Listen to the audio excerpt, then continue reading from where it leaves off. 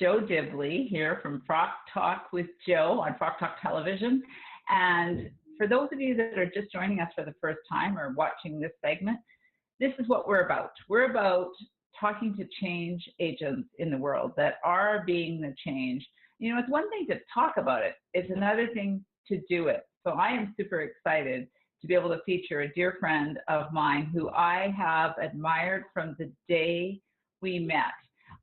Interestingly enough, I was very frocked up during that time, but somehow there was something about our relationship that I just knew was going to, you know, explode and go to another level. But without further ado, I'm going to invite my dear friend, woman who I admire, a real warrior in life who is changing lives just by being in your life. Colleen Hierath, welcome to the show. Yay, so excited to have you here today. So tell us a little bit about you, because I could go on forever, but I think they need to hear it from you as well. Hi, Joe. Really thrilled to be here. Just for your audience, a little backstory on my life. I was living in Los Angeles, working as an executive in an employment firm. I was 30 years old, pregnant with my first child, had everything just going terrifically for me. And that in 2 days, I was about to deliver my baby, and we decided that we would go on a drive and take my mind off my pending delivery, and headed to Malibu to look at building a home in the hills of Malibu. And in a split second, everything about my life changed. I was hit head on in a car crash. I was in a small two-seater sports car with my husband, and a very large, big American black car just destroyed my car, my body, and in many ways, what looked like my life. I went through 12 hours of surgery, battled against death 3 times, really came out of that with a twisted body. But more importantly, my brain injury was so massive that I couldn't remember how to walk, run, talk, read, lost chunks of long-term memory. So my story really is about resilience and what it took to rally back. I was really pissed. I wanted my life back. Yeah. And I decided, laying in that coma, that I was going to be the best at recovery anyone had ever seen, no matter what it took.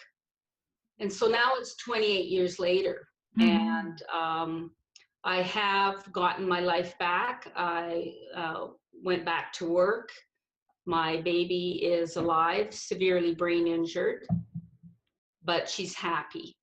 And I built a family around her, and I just took my day, one day at a time, one tiny little goal, literally one tiny little step, and just woke up every day and recommitted to my vision, get my life back. But what I found out is the life that I got back was even better. Oh, you know, and there's so many lessons in that, but one of the things, as you know, because you speak at our live events and you share information and you help so many people, and I want to get into that in a second. But one of the things that comes to mind every time, aside from the heart-wrenching, because every time I feel that angst or anguish that you would have had to, and that's just mine. I mean, it's so small compared to what actually happened. But the reality is that you could easily have sat back and wallowed, and everyone would have been okay. Everybody would have given you a pass at life to say, it's okay, you've been through so much, Colleen, you don't need to continue on. When you look at the things that you had to come, if you had, you know, if you could sum it up to 1 or 2 sentences, what do you think the biggest learning moments were in that process in terms of you deciding that you were going to be the best healer for yourself? Well, I mentioned that I was pissed, and that really, that was a driving force, because I was at the peak of my life at 30, and this was not okay for me.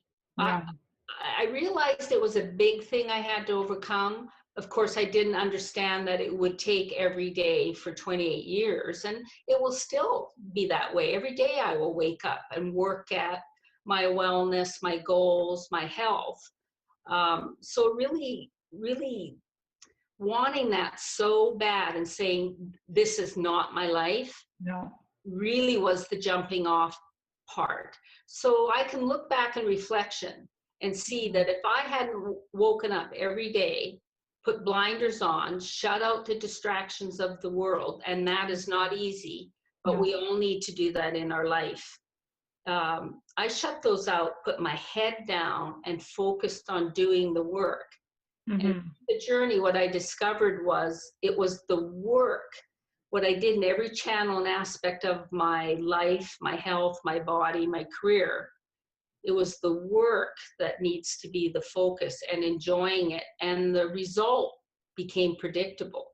Mm-hmm. You can't get to the result, the goal, or the vision if you don't do the work. But somewhere you have to start to enjoy the process and the work and see that that's really the thing that's most important. Totally. And I think, a couple things. I agree with you. If you, whatever that driving force is to get you through to that next place. And, in what you just shared, one of the things I heard is, I wasn't accepting that this is what my life was going to be. And you made a change. And out of that, you've developed an amazing, when you talk about the work, you've developed an amazing career, an amazing, offering to help people make their transition. I have always seen you as a leader, so it's not really a surprise to me that you would be offering, but the level of knowledge, I mean, the credibility is there. There's no doubt. So tell us a little bit about what you do with regards to your leadership programs that you offer to help people really stand up and step into their life. I do believe that many of us are called to be leaders. And I think that regardless of what obstacles and barriers come up, we feel that drive to lead.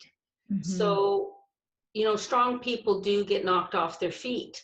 And it's really the leaders in their communities, their families, their lives, and their careers that I really speak to in talking about sharing and showing them how to get even better than they are, and certainly to overcome anything.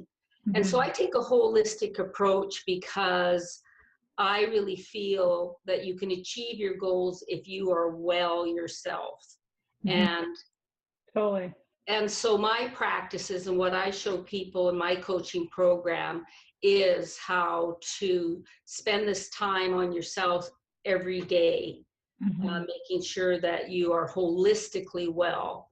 And so a lot of the things that I want to show is a very integrated, jacked up version of visualization and affirmations and using your body to start to heal your heart, your brain, even heal lost dreams, mm-hmm. but to do it all at the same time, as well as releasing the negative thoughts or the past or the energy. And, we are a body made up of energy and we have a driving spiritual nature to ourselves, and it's integrating it all, not in separate components. And that's really what's different about my life story and the accomplishments I have in each channel of my life: career, family, financial stability, and love. All those things were, all of them. Well, I rebuilt all of them. And thank you sorry for interrupting there. You can't have one without the other, really. If your heart and your mind aren't connected, there is something going on. And it's not to make it wishy-washy, because I know that is not the case at all, but it is more about being in sync. And if we're not taking care of the greatest asset we have, which is what I really hear you saying, and that's where your whole program's about going pro and the pro leadership and things like that. That's where it's coming from, right? The pro mindset, in terms of, somebody who's a professional, for example, is not living from a place of lack or can't do. They're living from a place of, I'll figure out how. and everything is in sync. That's very different. Yes, and what I want to emphasize about, the pro mindset is, that day that I committed that I was going to be the best at recovery ever, and I had the vision of getting my life back and sharing my story. What had to take place there was walking away from the amateur world, the average amateur mid-management mindset. When I talk about pro, we all know what a pro does to make the NFL team, to make the Olympic team. And leaders live this way too. They have order, they have discipline, they have habits, they have mindsets, they have practices. This is a pro mindset and a pro lifestyle. And amateur had to walk away from being amateur. And that's what I want to show the people that feel they are leaders and they want to lead more. And really have impact and change. And that can be the community leader. That can be the mother, the father in their family that need to lead their family. And I also believe that we need leaders that have some scars, that have life. There's no such thing as perfection. And if leaders are acting as though they're perfect, it's not real. We need people that have been in the trenches, that have dragged themselves to that sort of decision line, that demarcation in the sand. But when they cross over, they're going to go to that goal no matter what it takes, because they have a moral purpose inside of them. Exactly. And I know you've documented, or not so much documented an autobiography, but you've actually written a book. Do you have a copy of it with you? Where can people get your book, hon? Breathe, How I Trained Myself Back to Life is on Amazon. And you can get it there. And it really documents my journey, where I started, so that you can clearly see that what I created is possible for others. And when you learn how to do this at this higher level, that you can achieve the same thing. And you don't need to have, certainly gone through the journey that I have. I've run the miles. So I really encourage people to learn from me and accelerate where they want to go in their own leadership. That's awesome. And so a couple things that come to mind. How else can people find you in terms of social media? Where else can they find you? Colleen T. Hierath on Twitter. Okay. And I welcome people to connect with me on Facebook, but I also welcome them to send me a message. Okay. And start communicating. I'm a very one-on-one person, and I like to know who I'm talking, share, and really develop that relationship. So connect with me. Send me a message, and we'll start talking and get to know each other and see how I can be a support to you going pro and really stepping into your own genius lane of life. I love that. And I'm so grateful. For those of you watching, make sure to pick up Colleen's book, but actually connect with her, because I will tell you, if you get to see her live, and you will at some of our events, but I know Colleen speaks in various places across the country, and actually in some places in the US as well. So make sure that you take the opportunity to get to know this woman. She is a real change agent. She's one of our ambassadors of change, and I am honored to call you friend, my dear, and just so grateful. And before we end or conclude, I want to give a personal shout out as well to my dear partner, friend, Sue Ferreira, who is the big brain behind Frock Talk Television. And she is the reason that we're able to take our message further. But Sue, I'd love to invite you on just to share a few words and thoughts. And again, a personal shout out to you, because I really appreciate you. Without you, Frock Talk with Joe would just be me talking to myself. So I'm grateful for you. Well, thank you, Joe, very much. And Colleen, to you too. You know perfectly well, I admire both of you. I haven't had to deal with the challenges that you both have, but I have spent, in my other life as an anesthesiologist, I spent 44 years watching and modulating the brain. And unfortunately, Colleen's had probably too much experience of my profession and surgeons. However, I think what is wonderful from the message from both of you is that really your past doesn't have to define your future. And we know now it ain't easy.